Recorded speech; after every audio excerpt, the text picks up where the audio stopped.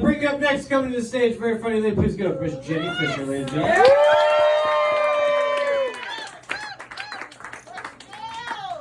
All right, you know, we have been waiting so long, all of us comedians out in the back. I think I might have forgotten what I'm actually talking about, but I'm going to try to remember. And by the way, just so you know, John and Peters does have a green room. It's where we smoke out back, and it's like covered in trees. Like when we're waiting for everyone's asking, what number are you? What number are you? What number are you? And I'm trying to keep the crowd warm at the greenhouse. I'm like, they're number 7. I'm number 11. You probably got 10 minutes left. Okay, keep it down. You waited an hour and a half. What's 20 more minutes? Who cares? Okay, so I did bring a little prop to remember what I was talking about. My name's Liz. Okay, Liz. Yes. Oh, My no, good I'm girlfriend not the Liz. prop. No, you're not the prop. Sorry. No, okay. Everyone knows, right, that Tito's is the vodka for dog people. Do you guys know this? No. How many people know this? Like, to me, this is, yeah, woo! Jake knows it. Jake's been talking to me in the green room for the last hour. Of course he knows it. My boyfriend's like, no one fucking knows that. I scoured their website all day and it doesn't say anything about that. I'm like, I got a fucking scarf to prove it. Okay, Tito's is the vodka for dog people.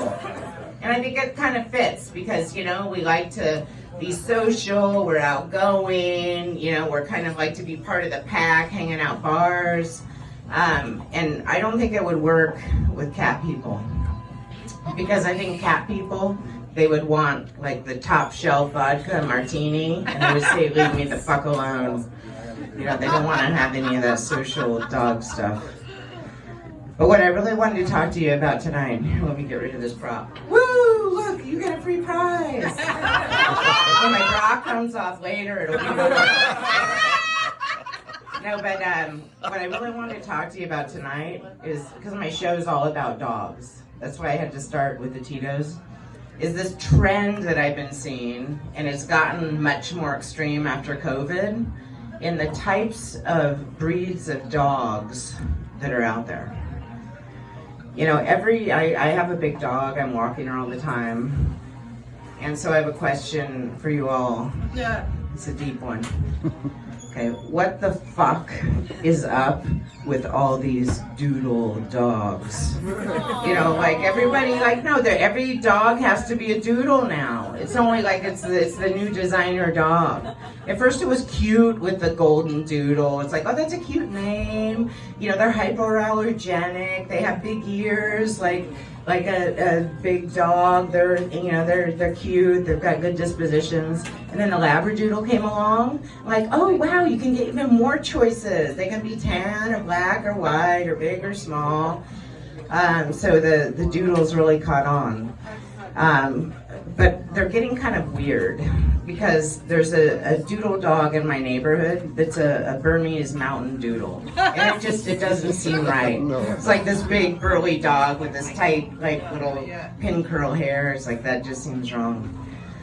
But my favorite is probably the Irish Setter Poodle mix. And they call that one an O-Doodle. Yeah, it's the O-Doodle dog. It's the Irish Setter mix. So I have a big furry 100-pound Leonberger. And the Leonbergers, you know, they're bred for royalty. I love my dog. She's beautiful. And I don't think they'd ever, she comes from a town in Germany called Leonberg. And I don't know that they'd be that open because they haven't had a real good history for recognizing crossbreeds. So I don't think they would like the Leo Doodle.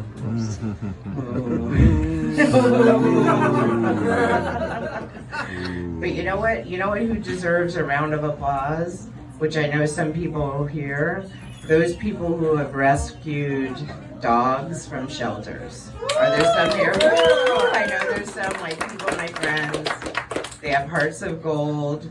They're not into all these designer dogs, you know, they're like man-made engineered dogs. They like, they help save lives and they help save dogs.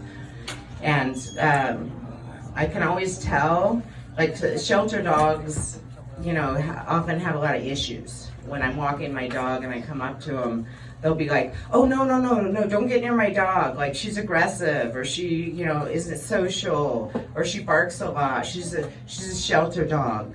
And they always get a free pass. Like, shelter, you nod your head understandably and go, oh, yeah, they're a rescue dog. It's okay, You have a heart of gold. You have a rescue dog.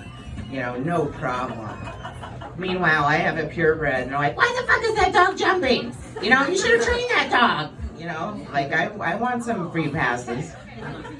But, rescue dog owners can sometimes be a little over the top, and you can usually tell this by the amount of bumper stickers on their car. And they get really cute, because they're like, my dog's a rescue, or save a shelter dog, or my personal favorite is, who saved who? Who saved who? That's like so deep. I'm like, oh my God, the dog saved you or you saved the dog? But something that is kind of tough is that sometimes, rescue dog owners get a little over the top and they start to challenge us, owners that have purebreds or these, man-made engineered dogs, that we should have shelter dogs. So my response to them is always very calmly like, well, how did you find your husband? How did you find your husband?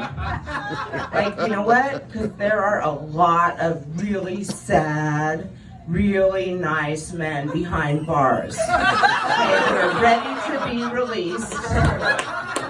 Sure, they've been traumatized, they've been beaten, they might have like one eye, but they really need a good home, okay? They need a good home. They need someone to love them, they need someone to take them out of the system, someone to really, give them a new life. They need to be walked. They need to be walked.